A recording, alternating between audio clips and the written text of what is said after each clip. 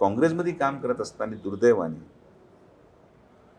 असे काही लोक वरतून लादले गेले की मंत्री असूनही काही उपयोग नव्हता. हजार वेळेस मुख्यमंत्र्याकडे जाऊन बसणं आणि त्यांना सांगणं की साहेब एक करा, पण मुख्यमंत्री निर्णयच घेऊ शकत नसतील. त्यांच्याही वरती माणसं नाही, तेच निर्णय. आता माननीय पृथ्वीराज चव्हाण साहेब कधीच निर्णय घेत नव्हते.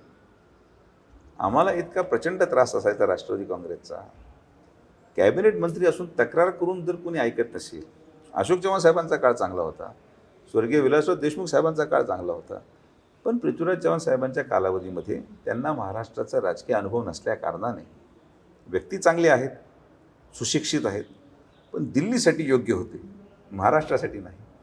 आणि ते महाराष्ट्रामध्ये आल्यामुळं जे काही थोडंफार काँग्रेस उरलं होतं ते पण बसता गुन्हा केला आणि संपून गेलं. कारण की पृथ्वीराज चव्हाण साहेबांची ती इमेज मुख्यमंत्री म्हणून राष्ट्रवादीला टॅकल करणं आणि काँग्रेस जिवंत ठेवणं, त्याच्यामध्ये ते 100% अपयशी ठरले आणि त्यामुळं खरं डिसइंटिग्रेशन ऑफ काँग्रेस वाढलं.